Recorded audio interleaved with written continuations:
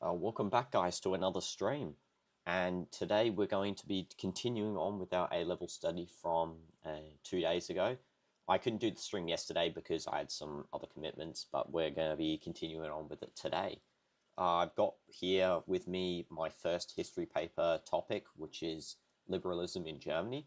So I'm going to be just writing down each note here, and I'm going to be sort of trying to answer the questions down at the bottom of each page. If anyone wants to use this site is Tutor Chase. It's not a sponsored segment, but I use them for my revision. So they're actually pretty good for history revision particularly, so I do recommend them. So let's get started with my revision. But first I need to put on this. I think this is all good now. Okay, and we'll go and hide that. Okay. And the period that we're going to be focusing on is 1815 to 1871, which is the time period of the paper.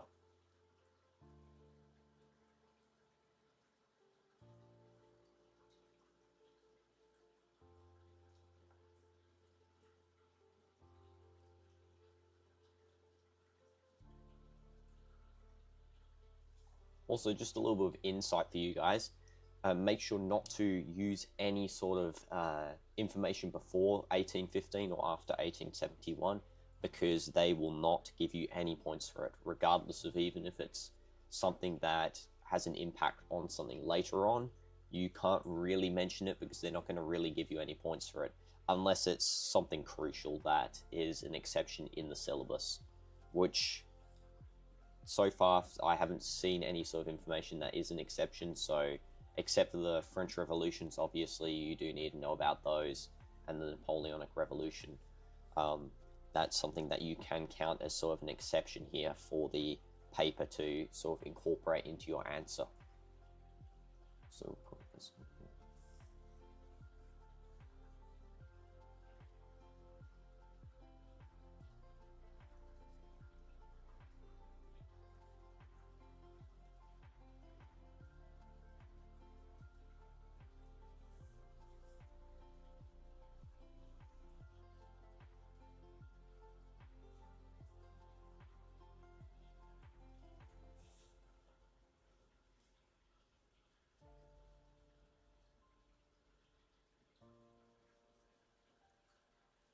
It also says here it's Austrian Chancellor. He's also the Austrian Prince, Prince Clemens von Metternich. Just a little bit of extra information.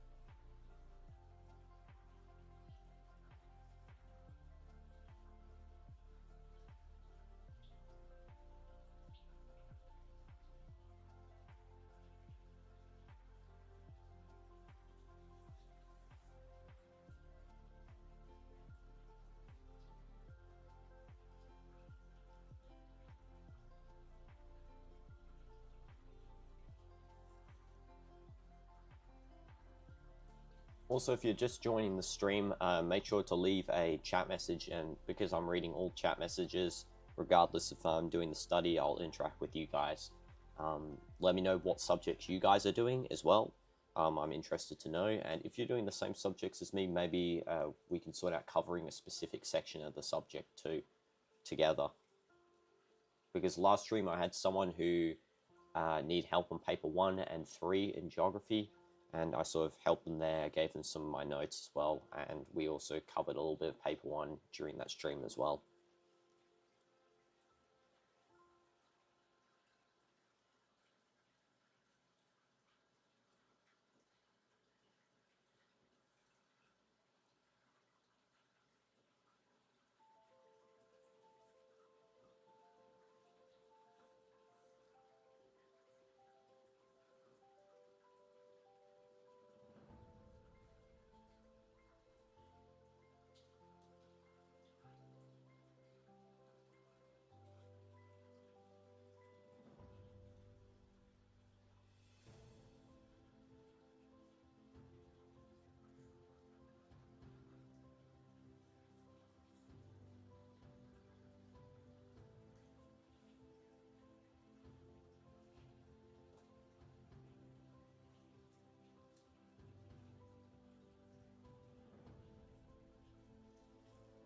Paper 1 I'm sort of not going to focus on too much.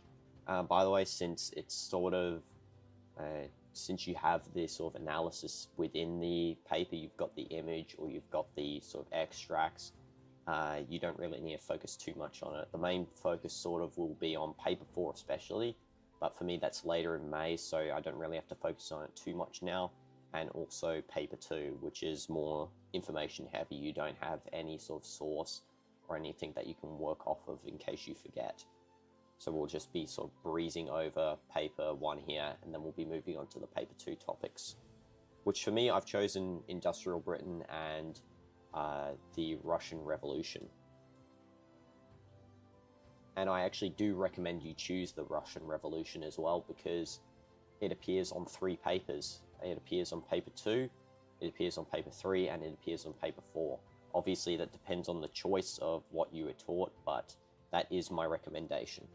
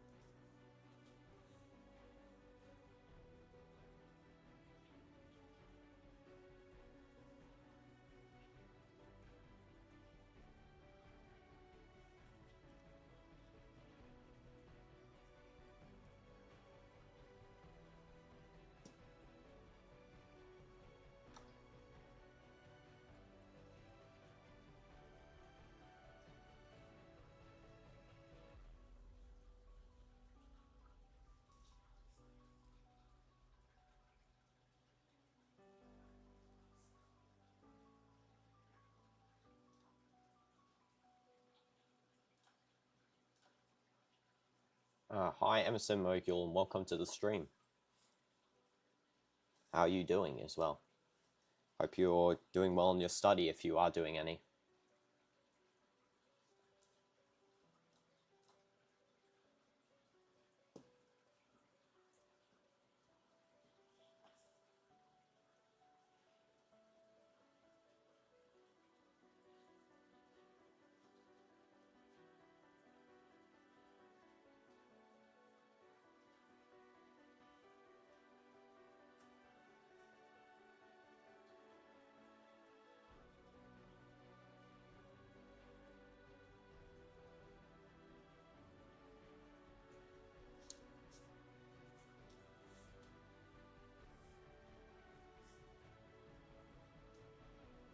That's good to hear, Emerson Mogul. I hope it continues to go well.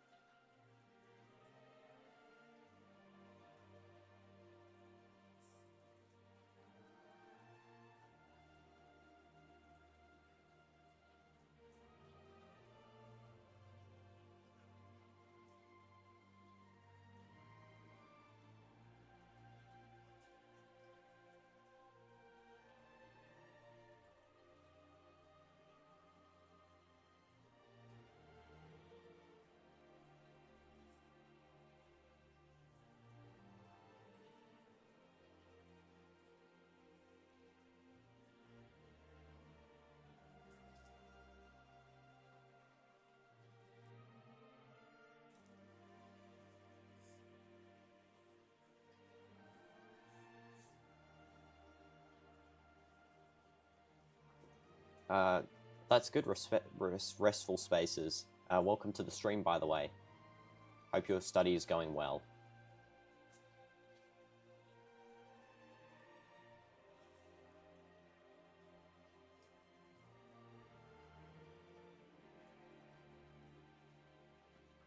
What sort of subjects are you studying? Oh, me, I'm studying history at the moment. This is paper one for me. It's on, if I scroll up, Metternich's influence and liberal opposition, which is in the sort of liberal Germany period, 1815 to 1871.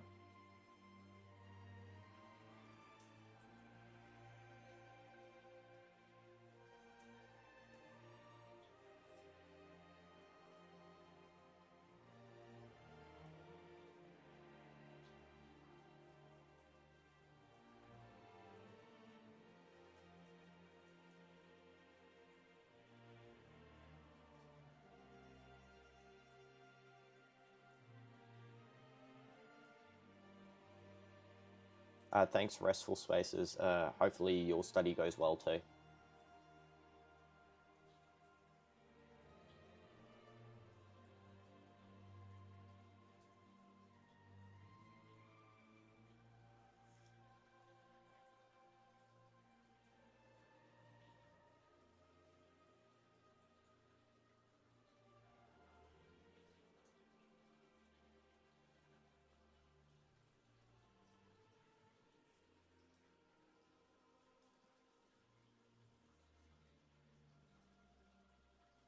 Do you have sort of the same? Do you have A levels too, or are you doing a sort of a different exam board, or sorry, not exam board, exam type?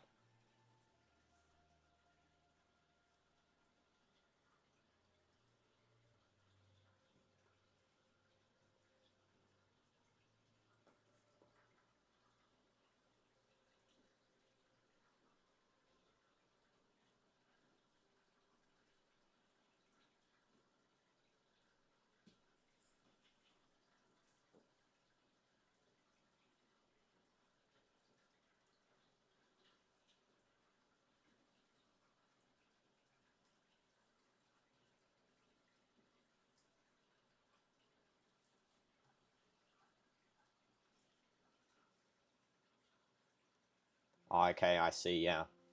Okay.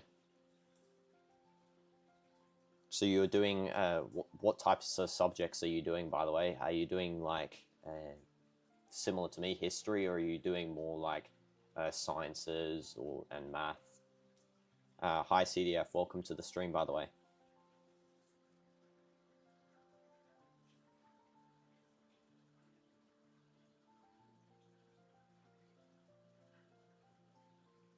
Okay, yeah, that's cool.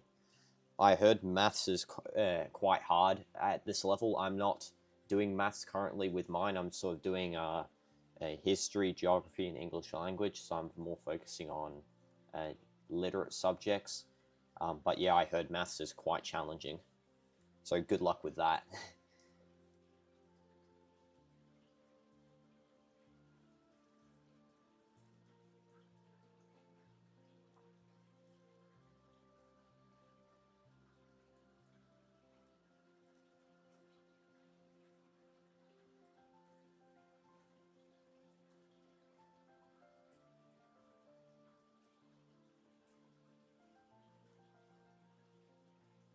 No problem.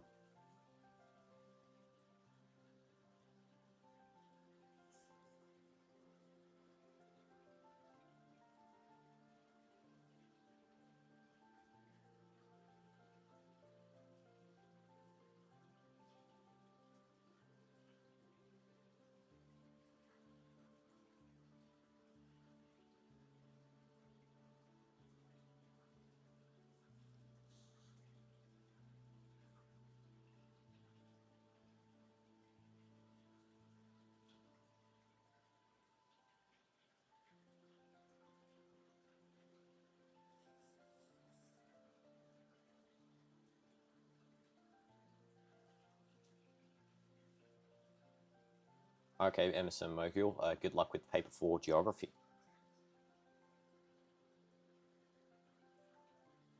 if you want any sort of geography tips as well, remember, go back to the last stream because I got that doc with all the information on it on paper 4 and 3.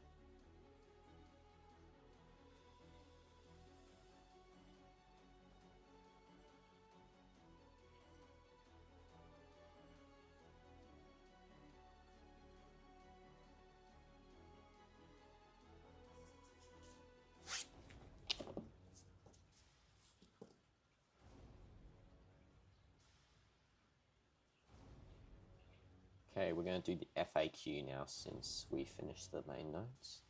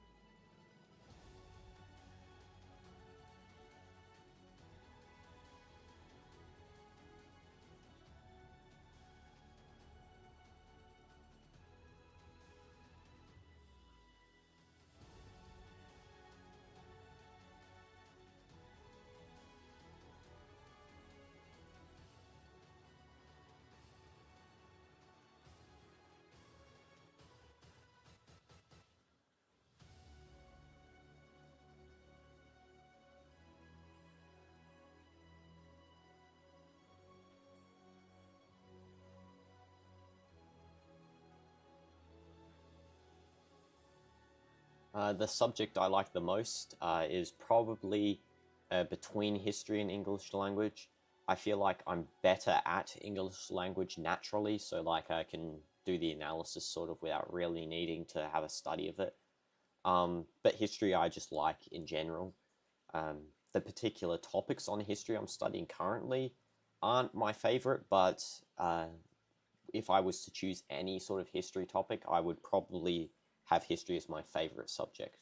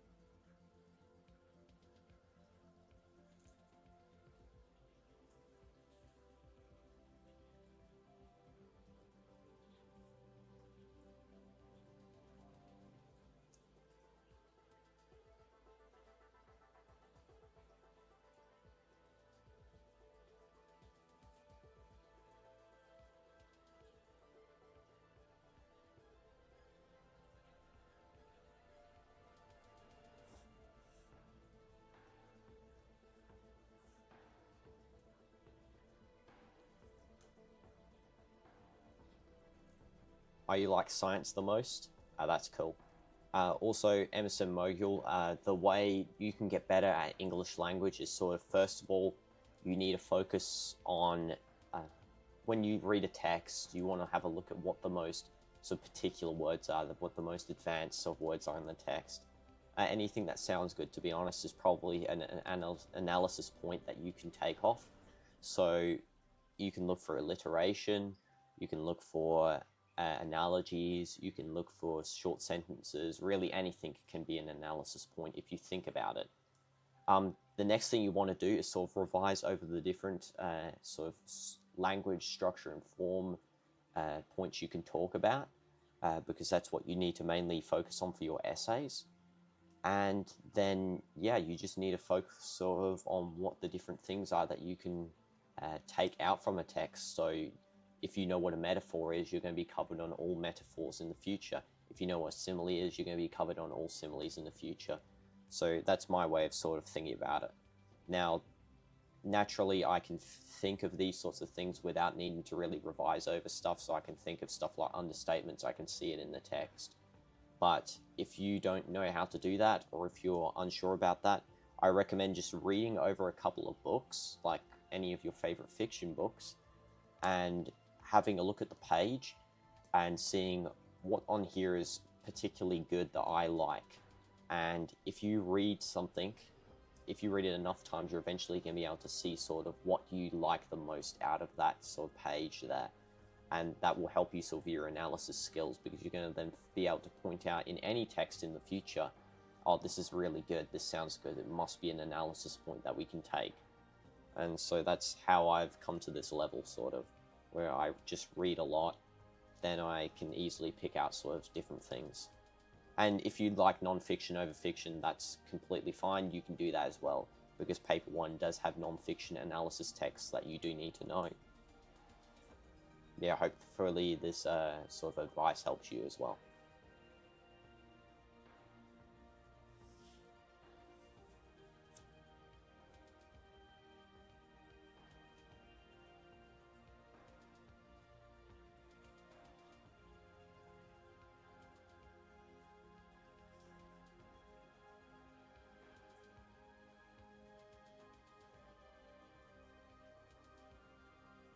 No problem, Emerson Mogul. And good luck with your geography and English study too.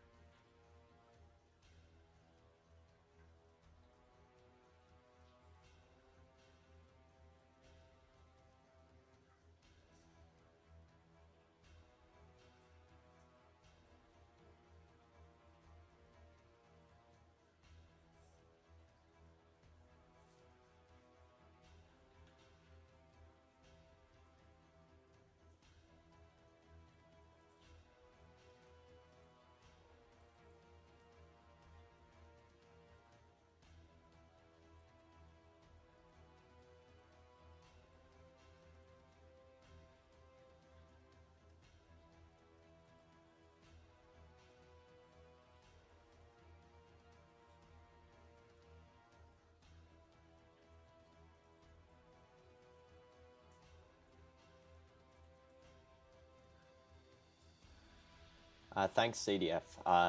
The aquarium, yeah, took quite a while to get to the state it's in now because we had a couple of issues with it. But yeah, now I've managed to get it to a nice sort of state, and there's quite a lot of different fish species in there too. And it looks quite good in the videos. I don't really see many YouTubers with sort of aquariums in their background, so yeah, it's sort of a unique point about this channel, I guess.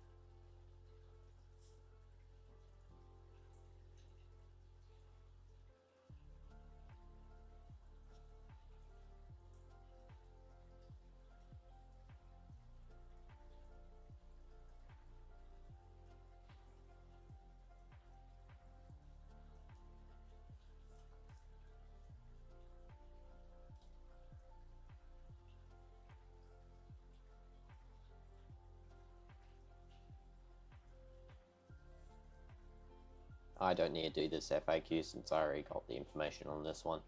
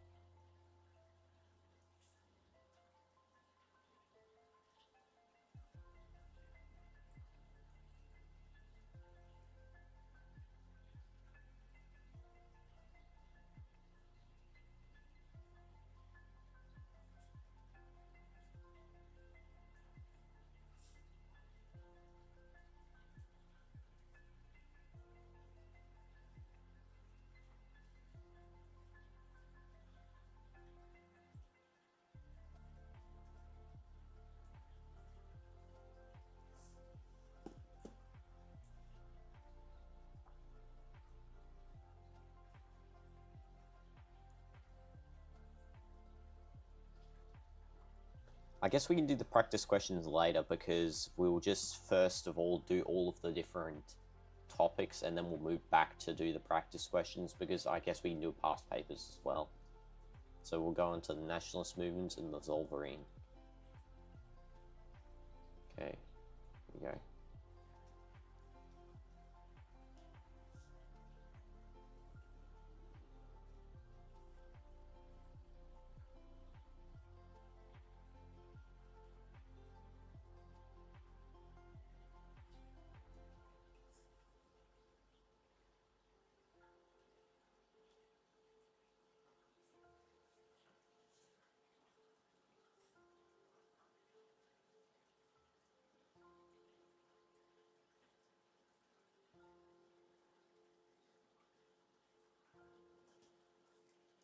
I'll say this again, anyone who's just joining the stream, let me know what subjects you're studying in the chat.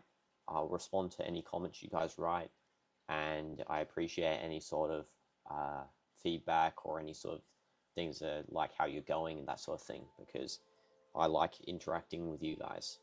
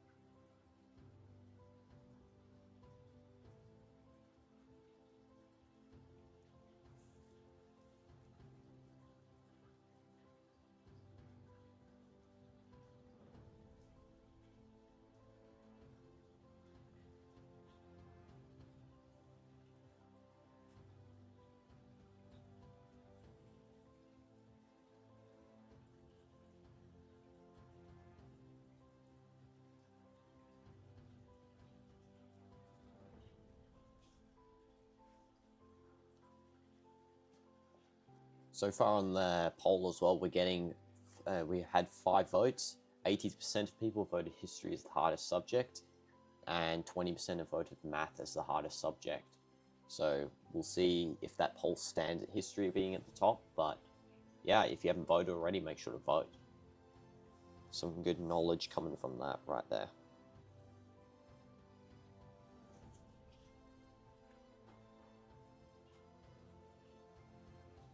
And let me know what your guys' subjects are that you're studying today, if you are studying, of course.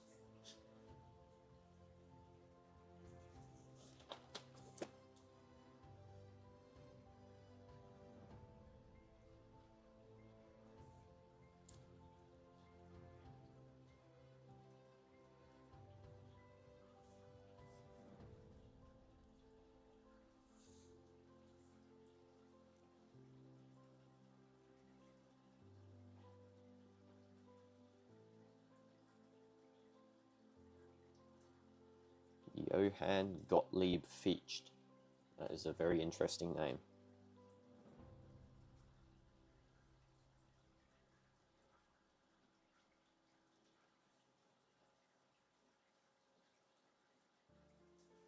And one way I always remember this name as well, this one right here that I've highlighted, just think of Friedrich, and then even though it's Friedrich, you can just remember Friedrich, KFC, that sort of thing. That's how you get his name.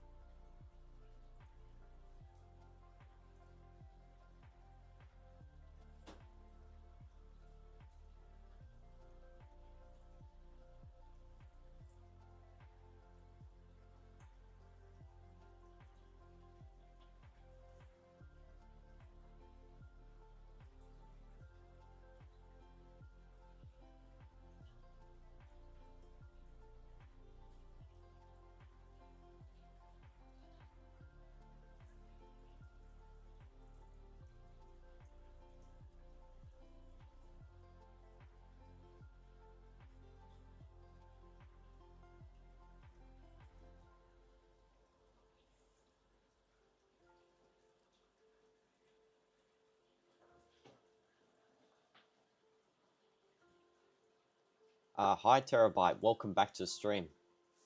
I know you wanted from the previous stream the geography format for paper 1 and 2, and I actually do have that. What it is it's... Let me bring it up actually, it's easier if I explain this. Yeah, this one. Okay, just loading up.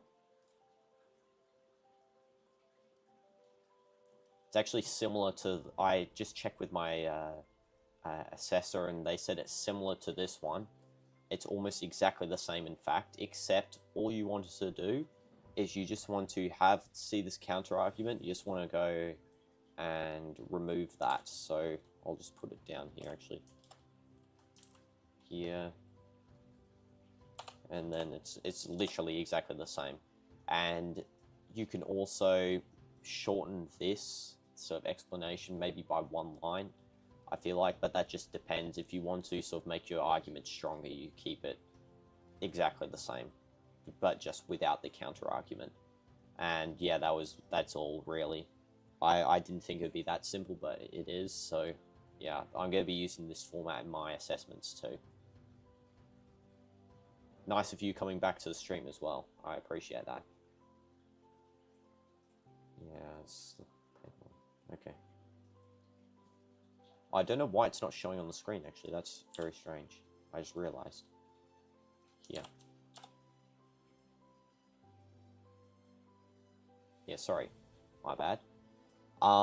So yeah, you just want to remove the counter argument. So you just remove that, and it should look like this. I have no idea why it didn't show on the screen then, like 5 seconds ago, but yeah, it's here now. So if you have any other questions, just let me know.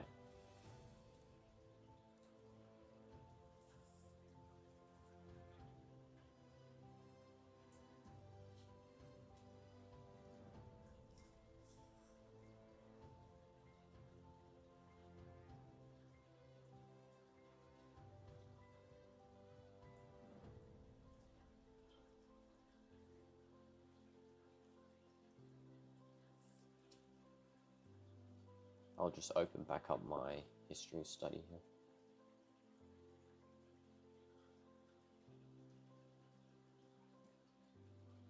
For atmosphere and weather? Yeah, I do. I'll get them for you right now. Just need to go here. Okay.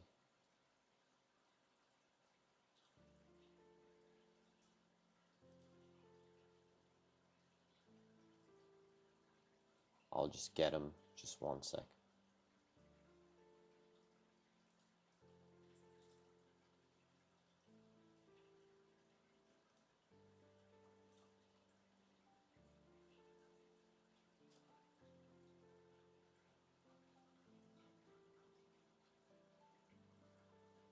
Okay, I've got that. Now let me go here. I have a couple of resources for atmosphere and weather. Okay, so make sure this one's good because...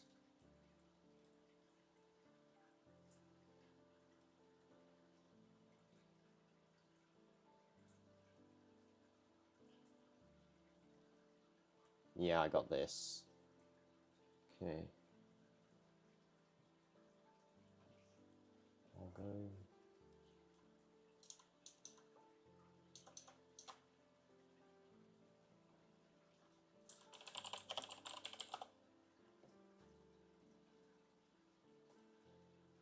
The drawings, so usually what they do for the drawings in paper 1 is on slopes and mass movement.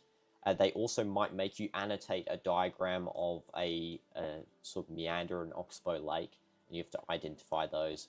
But usually the drawing is of a mass movement event, and it'll say like draw the slope or something, or the what methods of protecting a slope and reducing slope impact, and that sort of thing. I haven't really seen one for the other topic, atmosphere and weathering. Not atmosphere and weathering, atmosphere and weather. I haven't seen a drawing for that.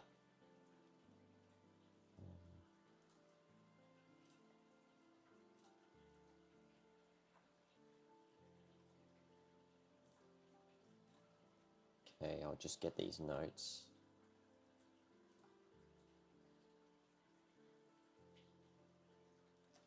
I have to make it a... Okay.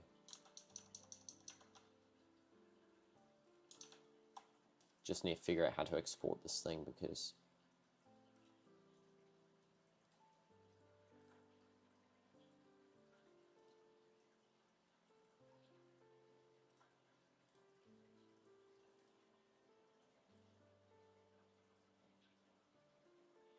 Oh, there.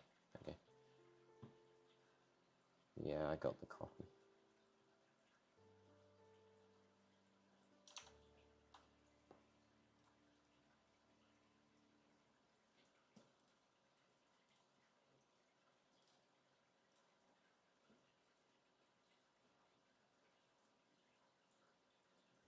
If you have any other questions as well, just let me know.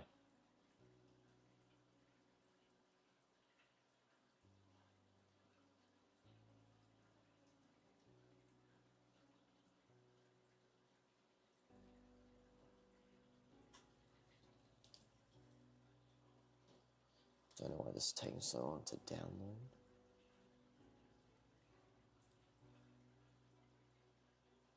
Okay, I think that's good, yeah.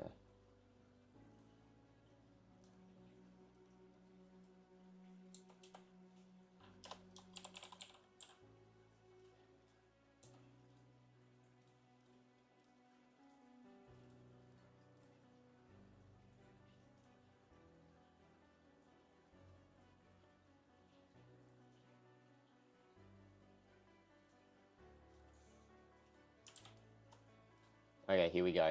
I got it. I'll just go... Share. Anyone the link. Copy link. Done. Okay, I'll put this in the chat here so you can have it. This is like the complete notes for this. Okay.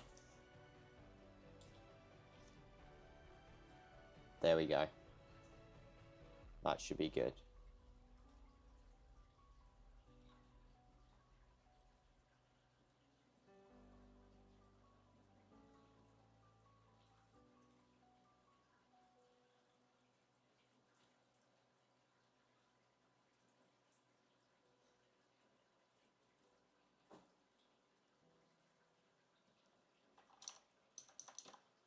Let me know if you need anything else as well. This one has, I think, everything except for the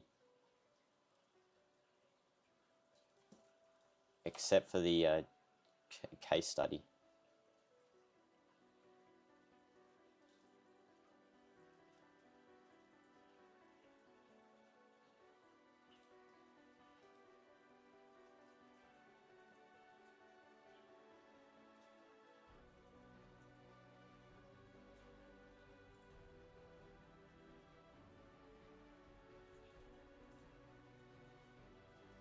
Yeah, it doesn't have the case study.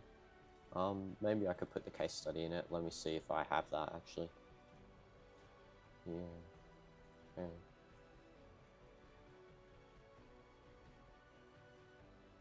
The case study is more so climate change. I don't think it's a specific like case study. I guess you can just mention about the case study is climate change. Second part, where you go choose. Yeah, the case study is only for the second part of the topic. It is recommended though that if I pull up a past paper, I'll just show you.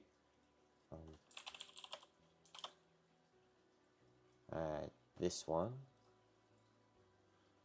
because this is sort of some helpful, like a tip that I got. Go here. So with the past paper, so you got the section A, which is the ones where you do all, and then this one's the picking one, right? So yeah, the case study is only for the final two questions on the pick one, but it is recommended that if you get one like, sometimes they might say here, suggest how the delta may change shape over time. However, they might not mention the figure, so they might just say suggest. It is recommended to use just like name something like the null delta may change shape over time this way and that sort of thing. You don't need to use any like information from it, just name it. But here, for the last two, you must like name some case study information for these. I don't recommend using the same case study for both. And one other sort of tip is when it says here, with the aid of examples, you want to be using more than one case study 100%. Otherwise, I don't think they can give you the full mark. But if it just says one example or using one case study that you've learnt, then you want to use one only there. Yeah, I'll be doing hydrology and fluvial geomorphology for the section B. I've already sort of studied that the most, so I'm not going to really be looking at these ones for the section B here.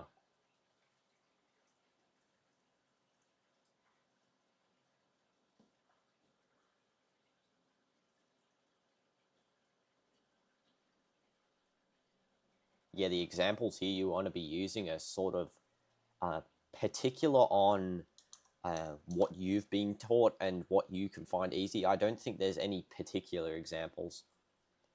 Paper 2, I think I might go for settlements there for the paper 2 one, because I'm sort of used to settlements.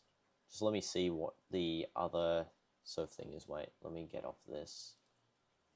Let me see what paper 2. Right, here we go. Yeah.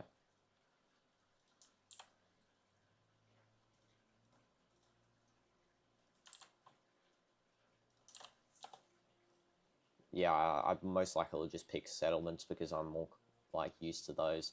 Yeah, I'm not going to really pick population.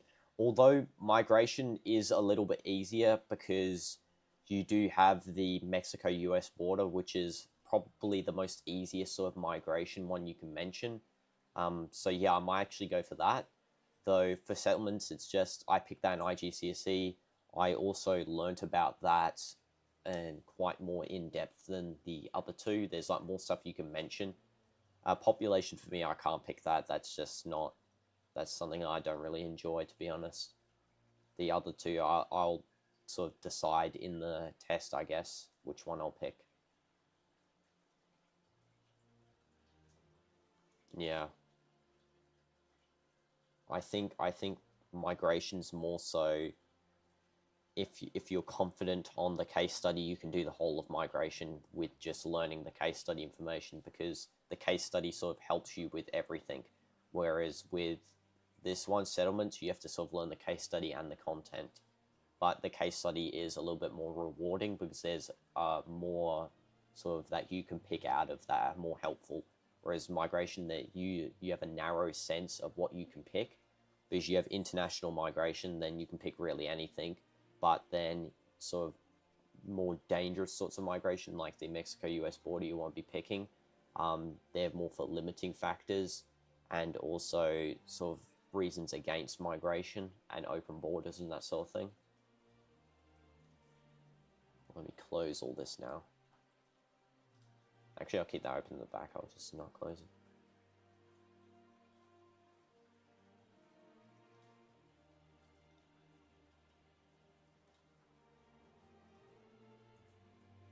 Yeah, if anyone else has any questions, by the way, just let me know in the chat, or if you want to say what subjects you're taking, yeah, just let me know. Currently still doing history, though, because last time we focused a lot on geography, and then this time we have to lock in for history, since that one's kind of close to my actual exams.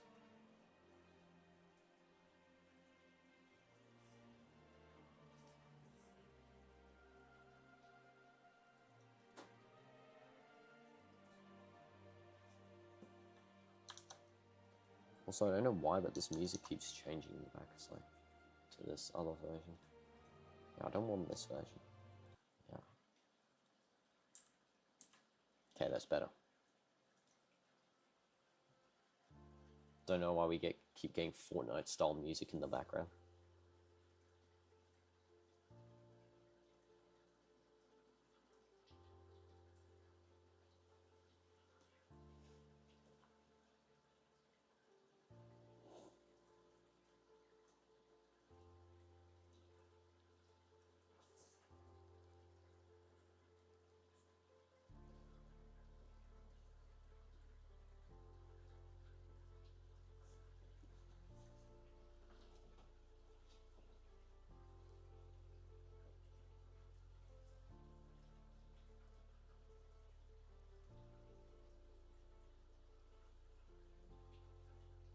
Yeah, you can download that. Just sort of keep it to yourself. Don't really share it too much, but you can, yeah, download that. No problem.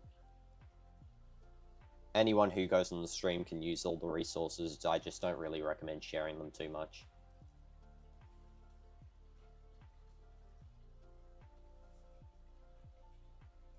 Because otherwise then people can sort of go and ruin the resources and that sort of thing.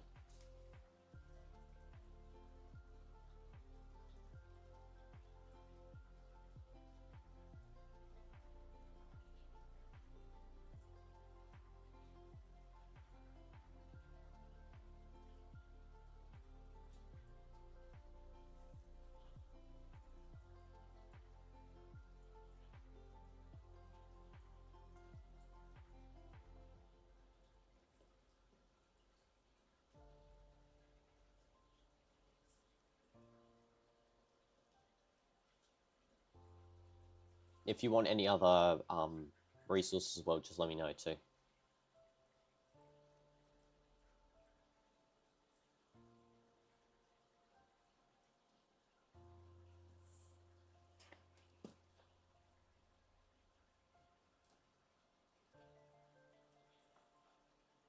Okay.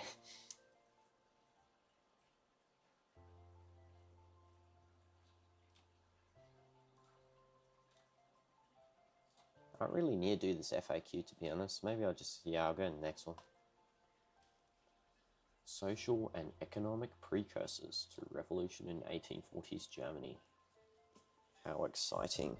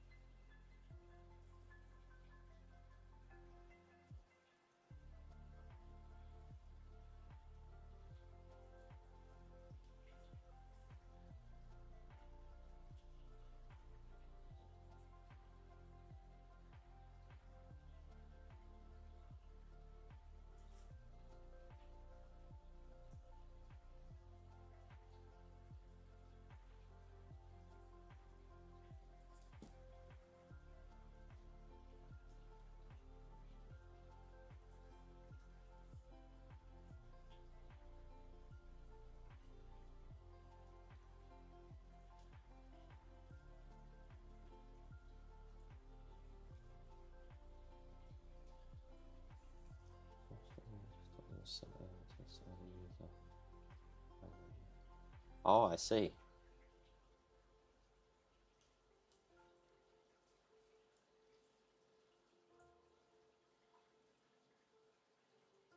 That's unfortunate to hear.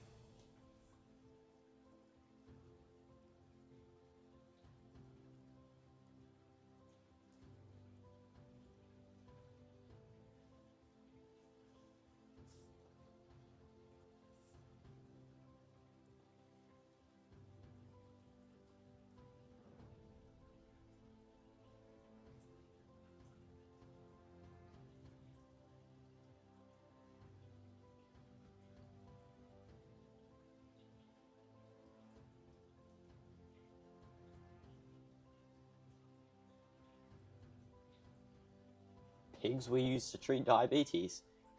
That's interesting. Yeah, it's feel free to come back whenever you want. I am doing another stream at 4:30 my time, so It's going to be continuing on from this stream, but I'm going to be doing sort of a challenge with it. So yeah, if you want to tune in later, just come whenever you feel free. And good luck with your study too.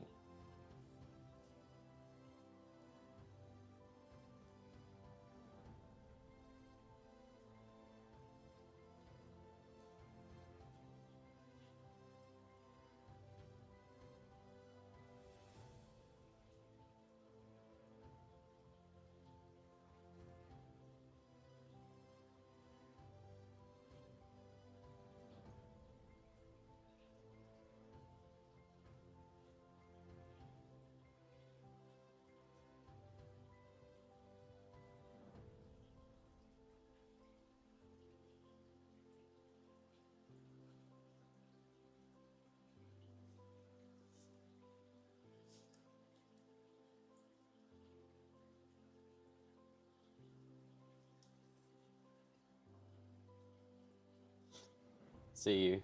And that's interesting about pigs too. I never actually knew that. Maybe I should have took biology.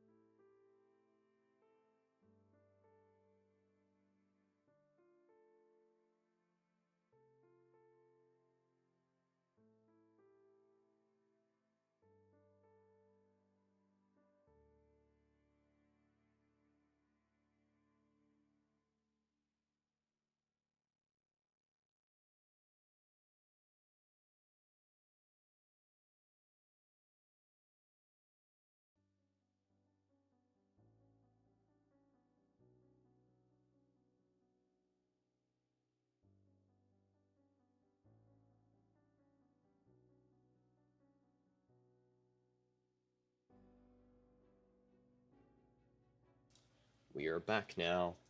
Okay, just got myself a glass of water because it's always good to be hydrated. Don't want to get dehydration and die. So let's continue now on with our study.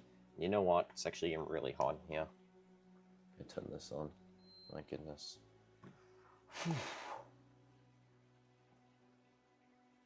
Okay.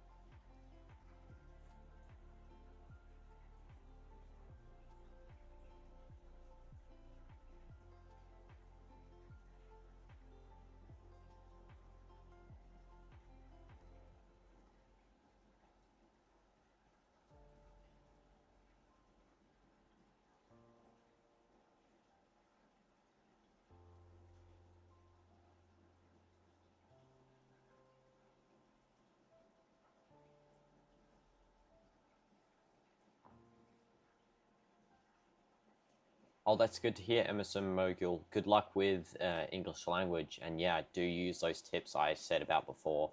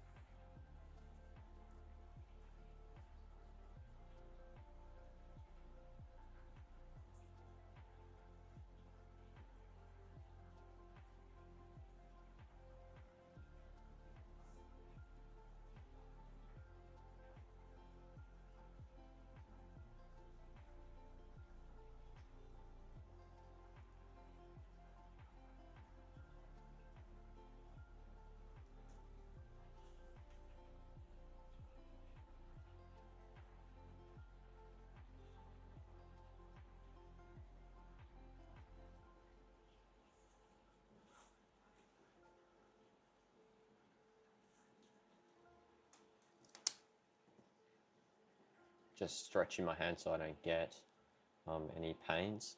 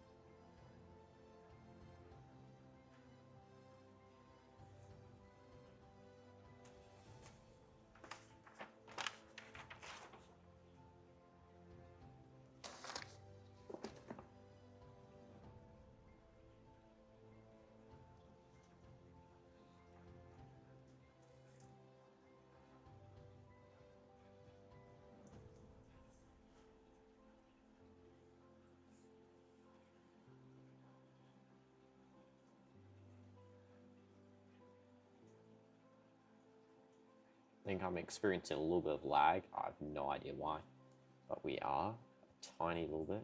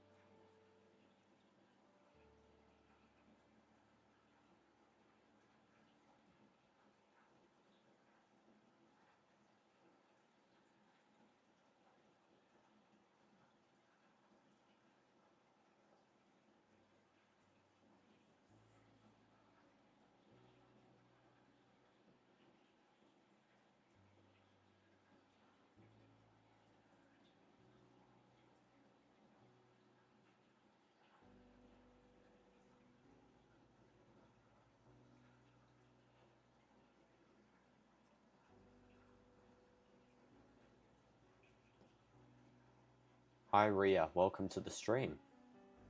And you're from India, that's cool. I'm from Australia.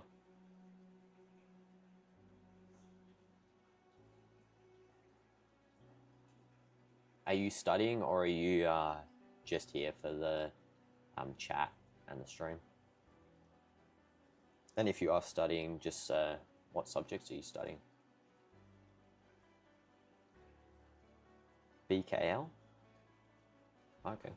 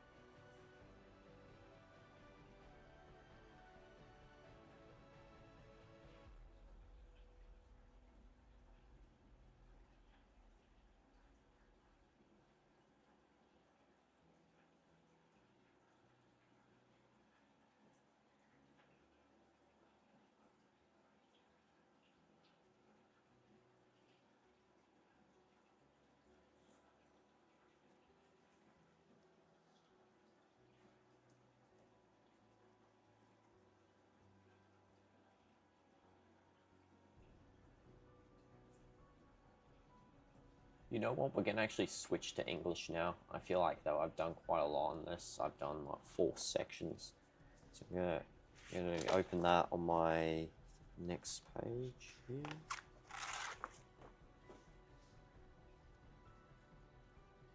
Okay, get that up. Pull up on a separate window and bring it over.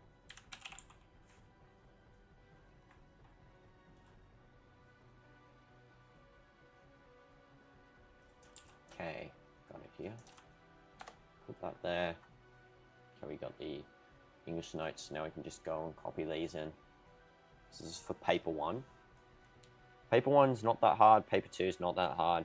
3 and 4 are okay, but they're like way at the end of the month, so we're going to be focusing on paper 1 and 2 here.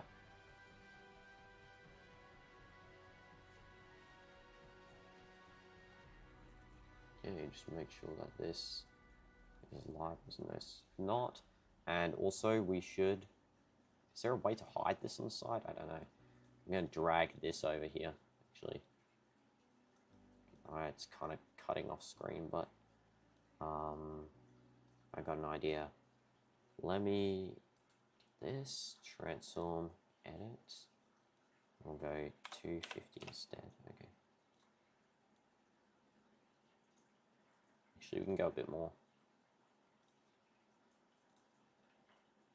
We'll go 50. There we go. Got that on screen now so everyone can see the notes. Okay. So we'll start off with the introduction. What I like doing first is, when I'm first studying a subject, is to copy down all the notes from this sort of page here. once we've copied down all the notes, then we can sort of summarize it in another page. So we're sort of learning by writing, and we're also memorizing by writing. That's what I like to do. Also, it's getting chilly now, so I'm going to just turn that off behind me.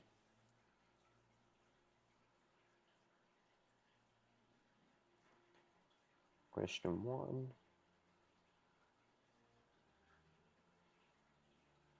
A text.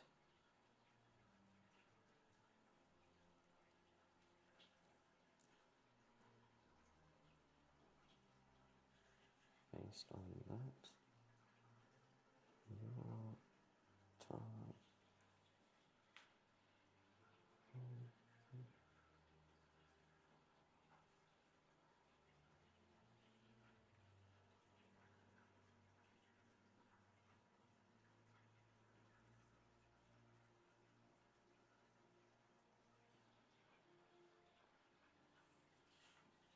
And if anyone's joining the stream right now, as I've written on the pinned comment, let me know what subjects you're studying. And yeah, if you need any notes for geography, history, and English language, well, I've got the English language ones up right now, but for geography and history mainly, I've got those notes. So if you need them, just let me know. And yeah, let me know what subject you're studying, because I'm interested. It's cool to know what different people are doing.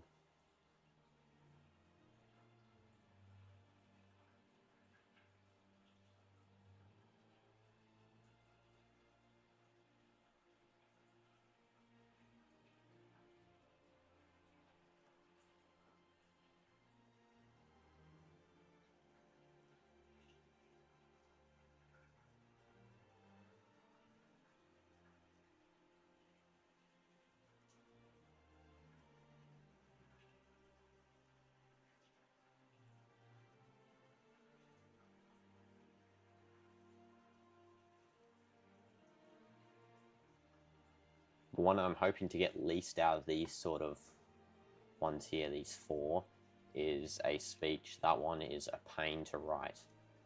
The rest of them are, I don't know why I can't highlight. The rest of them are okay to write. There's also a leaflet. I don't know why that's not on here, but leaflet should be on there too. Yes, that's kind of out of date there. But yeah, the ones that you want to really be getting in the question is going to be diary, journal entry, letter, advertisement, leaflet, speech, and then I guess actually letter is kind of painful, but speech and letter are sort of a bit annoying to write, especially a speech, because it gives you lack of freedom for writing, whereas with an ad or a leaflet, you can really write about anything you want, kind of.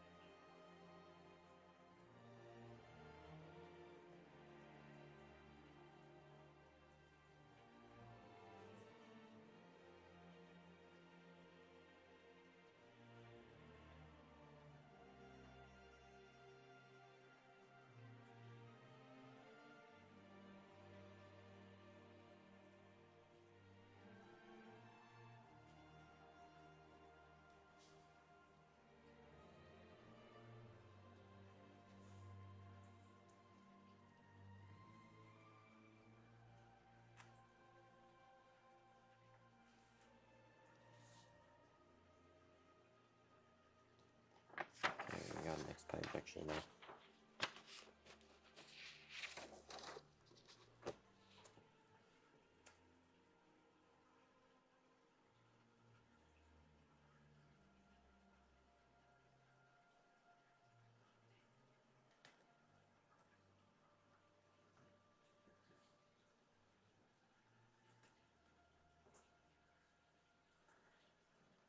Let's just move out here. I'll just put this.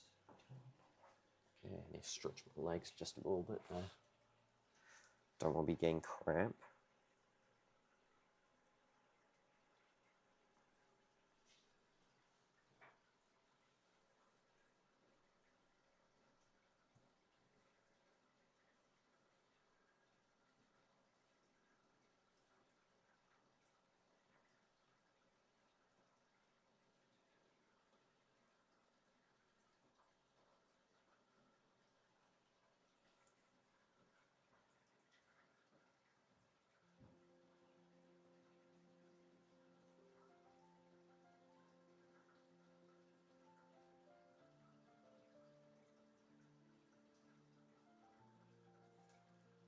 Turn this back on now. Heats up so quickly in my room.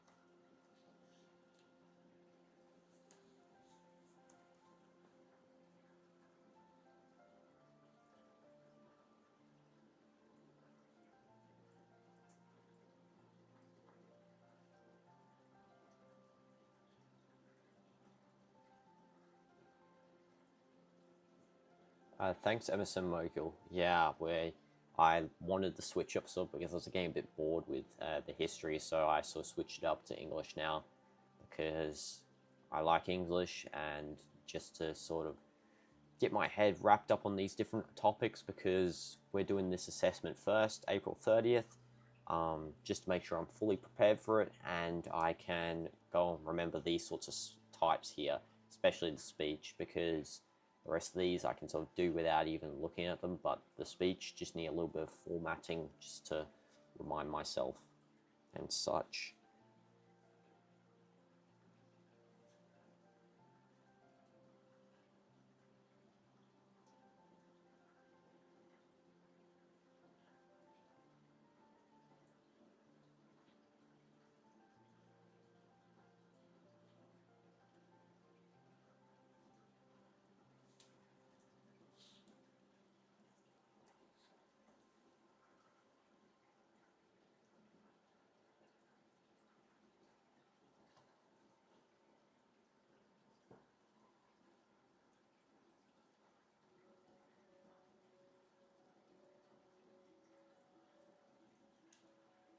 You hate speeches too, and you only like leaflets. Yeah, same, except I don't really... I think my favourite's more going to be the advert, just because of the fact that you can sort of advertise anything.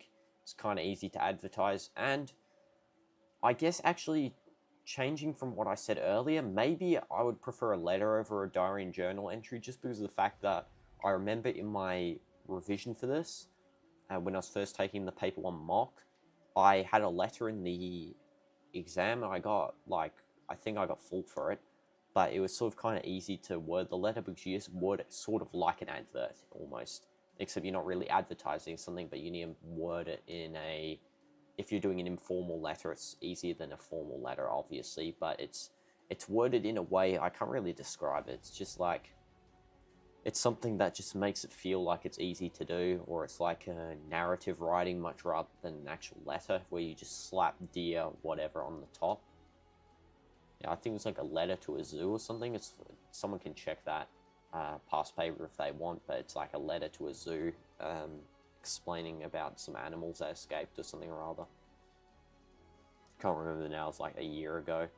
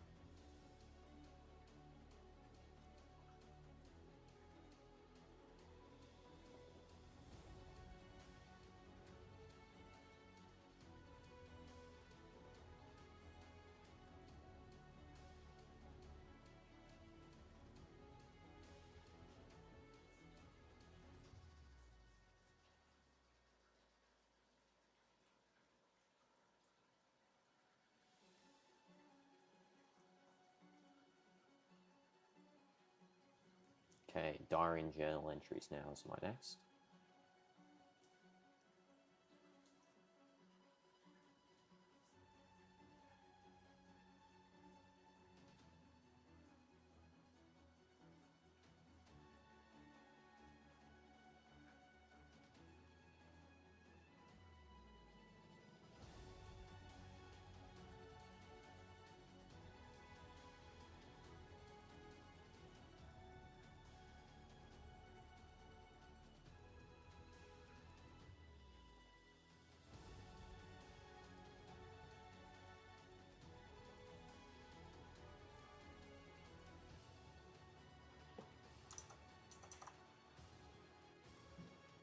Keep getting this goofy Fortnite music in the background. Just go and get rid of that.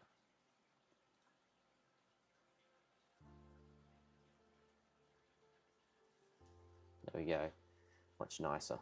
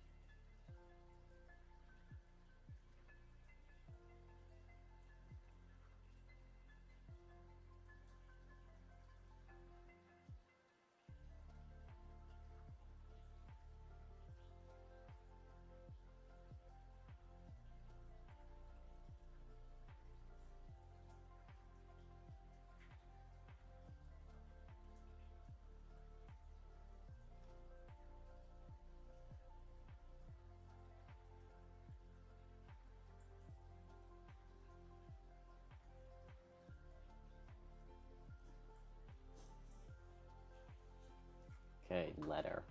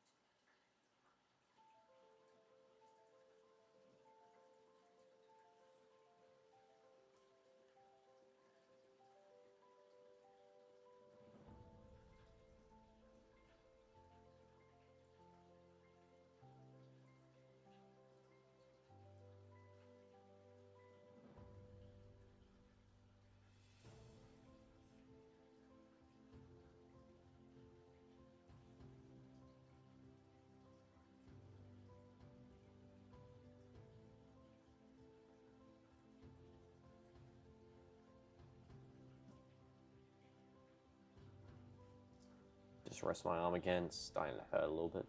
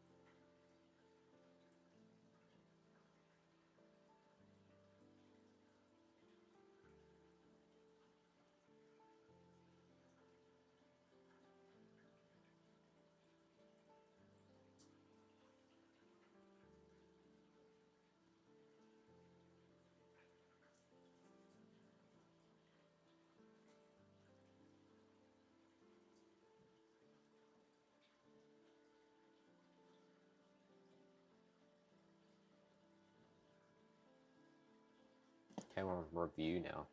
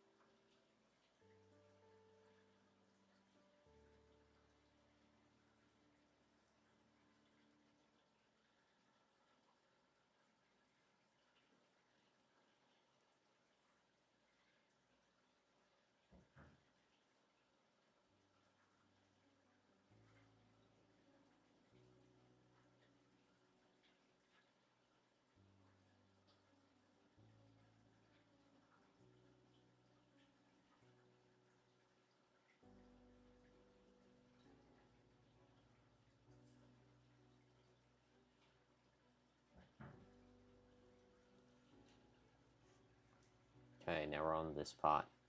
Analyzing your text versus the given text, which is part B.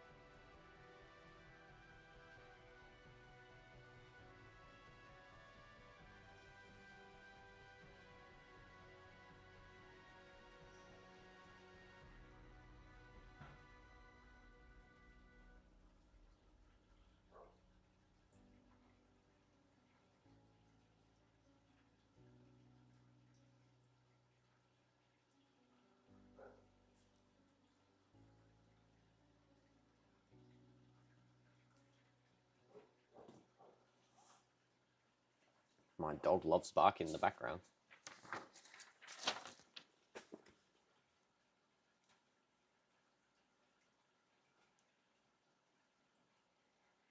Okay, gonna have a break again because we've been doing at this for a long time. So, gonna have maybe a 10-minute break. I'll put on the be right back screen because I'm just gonna go off cam for a couple of minutes. And yeah, so then I'll see you guys in like 10 minutes or so. Let's do this. Go like this. What does this do? Oh, it's the subscribe text. This one, that's my logo. Okay.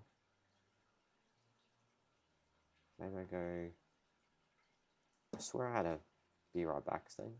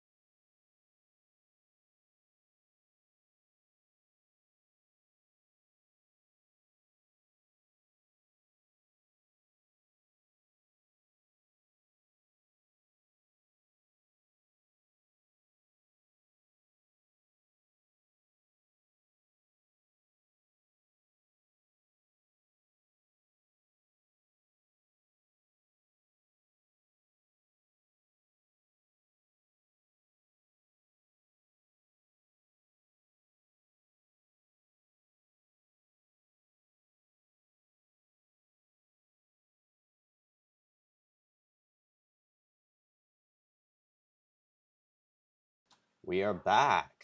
Okay. That was a while, but that was just because my leg was starting to hurt quite a bit. So yeah, we're back anyway. Let's get this back up and running. Stuff here. Yeah. Wood, I saw you commented while I was gone. Unfortunately, I was gone while you commented, so you're probably not still here. But yeah, history currently is winning by only a little bit. It's only on 36%. Sciences is 27%. I guess history is hard for people who don't really know about it too much, but yeah. Let's get back onto this final stretch. Also, what the heck is that? Oh, it's my logo, okay. Yeah, I don't need that, actually, so let's go and remove that. Okay. Final stretch, guys. Let's go and commit to this. Try and get the remaining of my study done, and yeah. Then we'll move on to the push-up stream, which I guess is also technically studying, but like it's kind of not at the same time. It's because I'm doing push-ups. Maths is easy for you, CDF. History, too much remembering. Yeah, that's the thing though. With sort of like maths, it's more on problem solving, that sort of stuff. If you get problem solving, you're good at maths. Whereas with history, you have to remember. If you don't remember something, you're finished in the assessment. If I can't remember the key, like, prince of Germany from 1400s in, say, just a random scenario, then I'm not going to be able to complete the assessment question if he's, like, sort of the center of the question. Get what I'm saying? So, yeah, that sort of showcases just the difficulty of history and difficulty of geography even, because with geography, you've got the same things with if you don't remember how fast the River Eden's discharge was in the 2005 flood, you're not going to be solving that question. So let's get back onto this. I mean, this is why English is the easiest subject, that you don't need to really remember anything, to be honest. Text analysis. Let's get back on this. Question 2.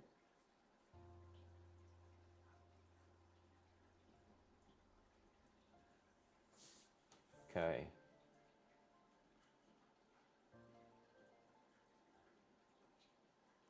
Try to study different forms of text listed in the previous chapter and be familiar with the structure of these. The given text will expectedly be one of these forms. Yeah. So I don't know why they didn't put in here. If we go to question 1, they should have actually technically put in the list the travel log. I do not know why that's not on there. So if you guys are riding along with me, sort of, make sure to put travel log on there, because I know that has come up like a couple of times on this assessments. Okay. Let's go back onto this. Text will be same type. Types of text as in Q1. Yeah, so question 2 is sort of an analysis of a different text. Yeah, I remember now. Given text will be expected to use below some useful tips on how you can analyze your text. Okay. Well, we're going to just write down their tips. I don't really need them, but we'll just do it anyway, because it's always good to take some advice. Okay, to follow. Why do we keep getting notified here? Okay. Just making sure I'm not getting notified some random stuff. And I'll also turn the chat back on to. Okay. Text thoroughly, make sure to highlight important features.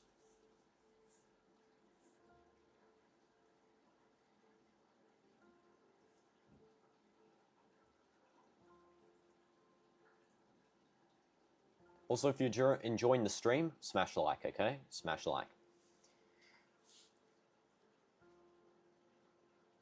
Smashing like is the best thing in the world. It's so fun. You just click the like button and then it just gets indented into the screen permanently. Also, I want to try something. So I also heard this from another YouTuber, but supposedly if I say subscribe, then the subscribe button actually is meant to flash if you're not subscribed already.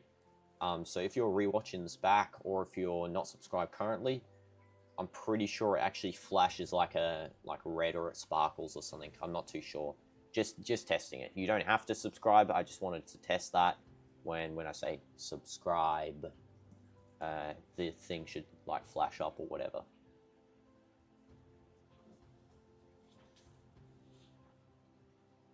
Maybe one day I'll just turn the chat to subscribers only. Who knows? Not today.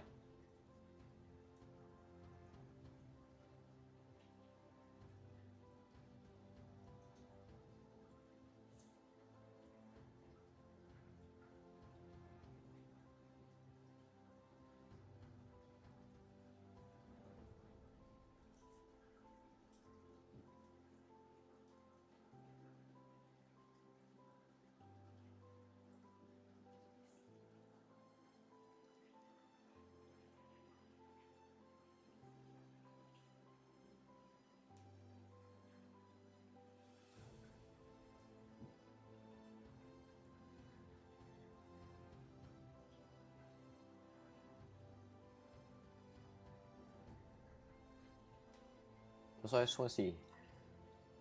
Oh yeah, so geography and math are tied at 18%. I was just making sure. I thought for a second they were like only on like 5% or something. Okay.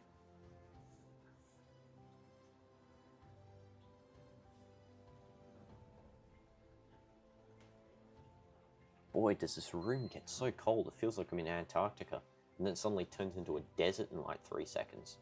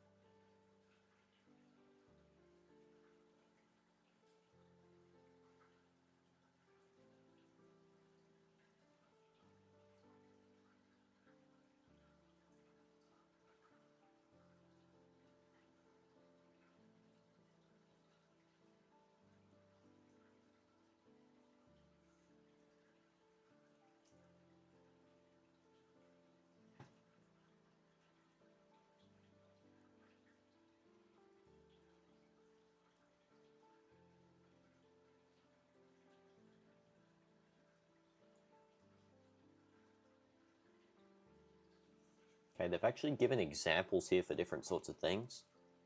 So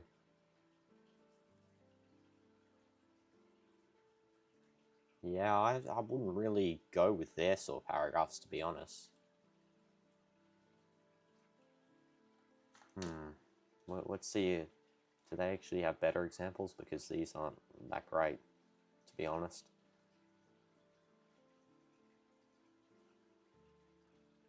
I guess the introduction's okay. Yeah, the intro. I'd use the second introduction. We'll just give this as a second introduction here. But I actually really want to show my work with something. Let's pull this up. Show what the expert thinks. Okay. Paper 1. English past papers. Oh, I'm so tired. Yeah, not that. Paper 1.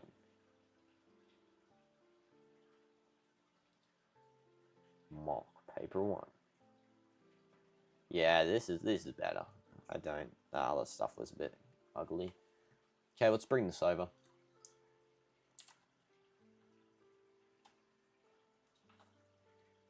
Let's go and quickly just do something here. If I go like this, paper 1. Okay, bring this over. I'll copy this actually. Put this in. Okay, there we go. It's got this here.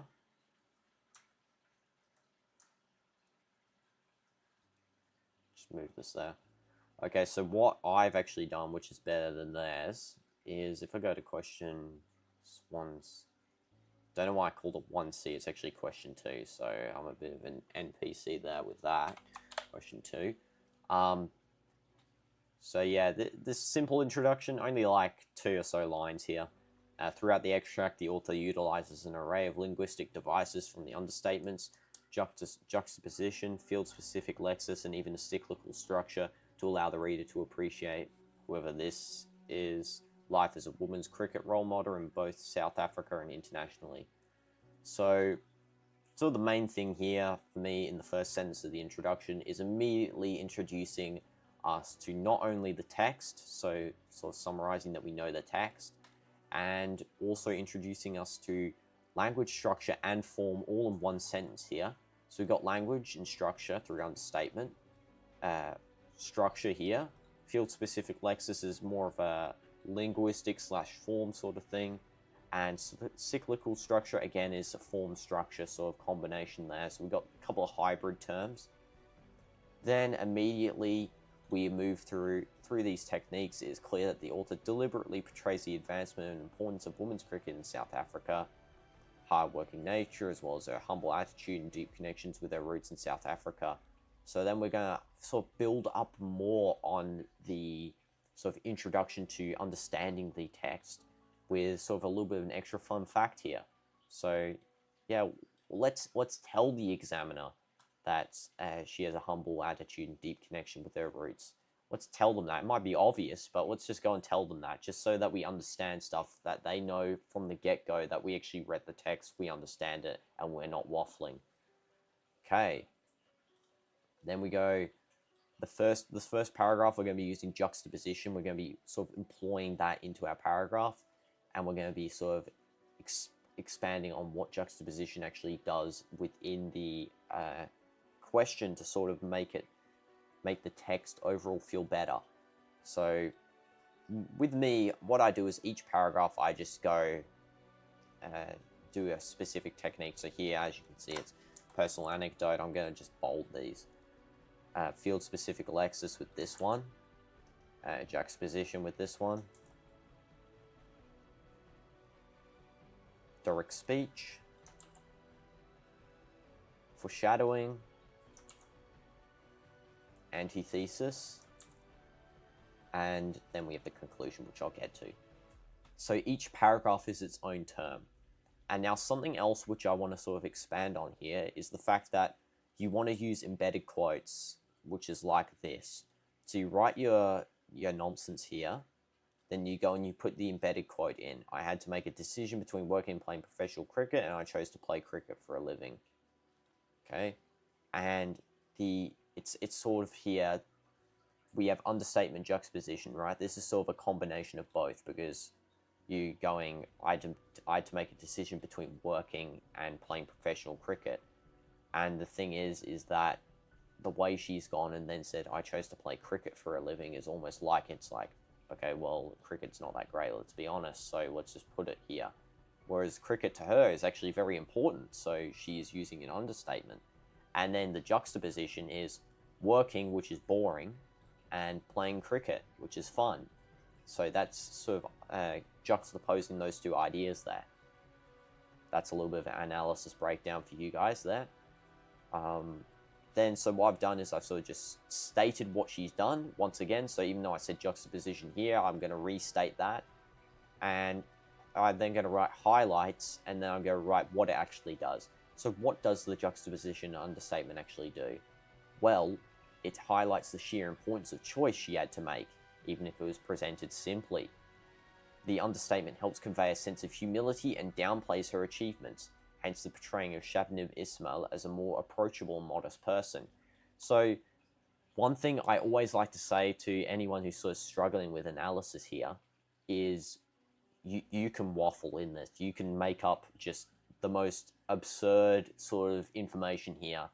As long as you make it make sense, as long as it actually like links to what's happening, then you can make up just random stuff and put it in here. So do I think it makes her a more approachable, modest person? I don't know. She could have just said it for no reason. She's a cricket player. Why would she be writing stuff for a specific reason?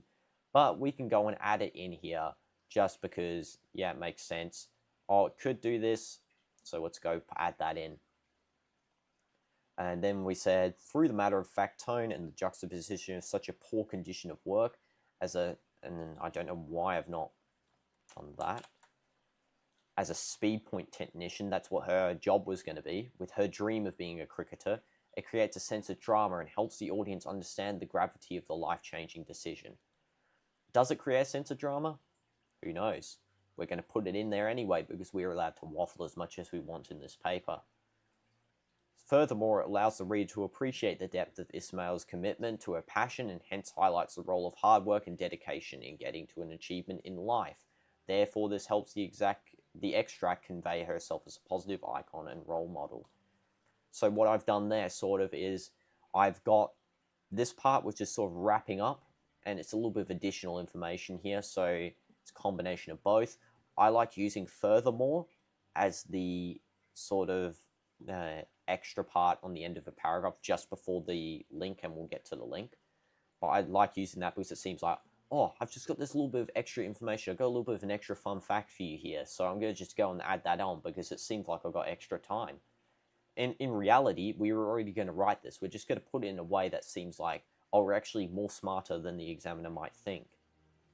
And then finally, therefore, this helps the extract convey herself as a positive icon and role model. We want to make sure that we use this link throughout multiple of the paragraphs here. See, I've got another therefore, helps convey deeply connected with her roots in South Africa.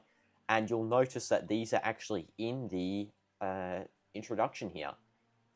As a women's cricket role model, and she is deliberately portrays the advancement and importance of women's cricket and humble attitude, deep connection with her roots. So we want to be making sure that we reiterate these key points from the original from the introduction into these sort of smaller paragraphs here of analysis. And we do the same for multiple times here. Got this one. See multiple embedded quotes. So this is our main quote here, which I don't know again why I'm such an NPC and didn't bold and italics that. But we then put some more embedded quotes in. And these are from this paragraph, but we're just restating the quotation just so we can remind the examiner what's going on here. And if you didn't know, the examiners are kind of old, the people who mark this, so we want to be making sure that they don't have memory loss and they suddenly forget stuff. So we need to go and tell them this sort of information because who knows, they could get memory loss and just completely forget what we were talking about. Do the same here. I do the same here. I do the same here. Just make a bunch of paragraphs. If you have extra time, just go and add on to this because this is the real question that counts. The last one doesn't really matter as much, and this one barely matters. So yeah, this is the banger. This one's the one that gives you the most money. Points. So yeah, well, it gives you money. So yeah, in conclusion, the author employs a variety of literature devices to highlight Sabnib Ismail's journey. Through the use of juxtaposition, understatement, and vivid imagery, the author highlights the significant challenges facing Ismail as she was growing up, while the use case of cyclical structure, historical allusion, Doric speech close up the chapter in her life of growing up, and showcase hope for a future with women's cricket being a central part of South African life.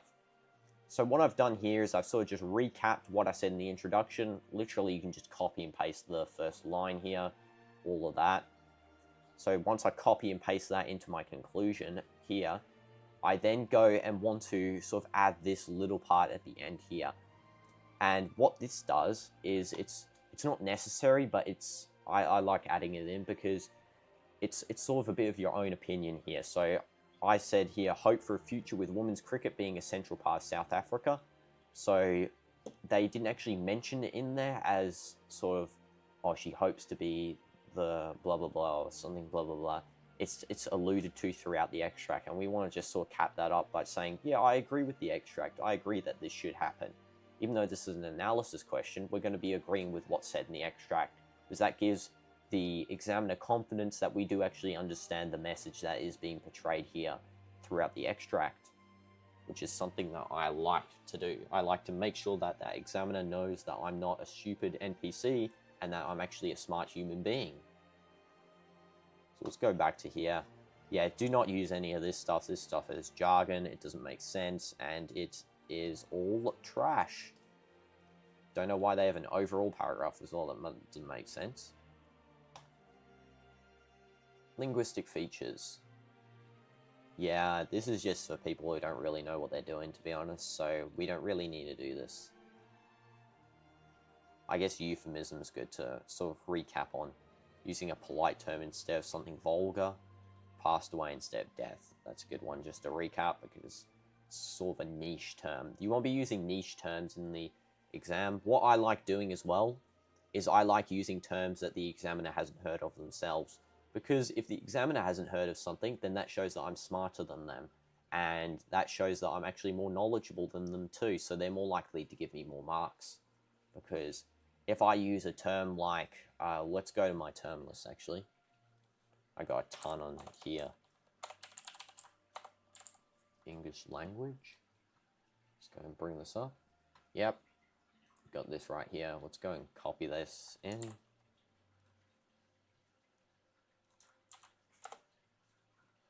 So if I go to my term list here.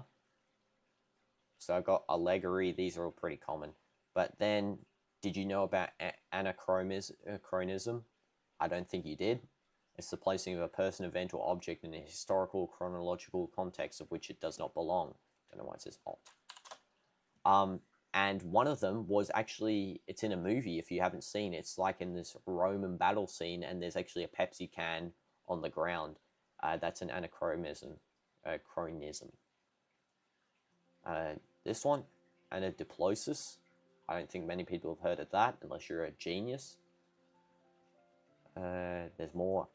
Antanaclasis, repetition of a word or phrase in which the second occurrence is a different meaning. And example, your argument is sound, all sound and fury signifying nothing. There are a ton of these. I just like using these because then it just shows I'm just smarter. I know something that they don't, and that just puts a smile on my face. That I know something that the examiner does not. And yeah, even if I get like 0 on the assessment, as long as they're stupider than me, then that's all that matters to me. Paper 2. Let's see. I guess we can write some of this stuff down for the remaining time. We didn't even start the other stream, to be honest, because we're closing in on the time I was going to do it at anyway, so I might as well start the other stream. So when this stream ends, it's going to transfer you to the push-up stream. One viewer equals 1 push-up. And so you don't have to go and click on it yourself. So you can just stay in the stream. I'm going to end the stream, start the next one, and yeah, we're going to be doing it from there. So we'll be looking at some stuff then. I actually just need to get all of this set up, so it might take like 2 minutes before I actually activate the other stream. So just be patient, and yeah, I'll see you guys in the next stream. Thanks for tuning in for the revision, by the way, and we'll be continuing that hopefully next stream if we don't get too many push-ups.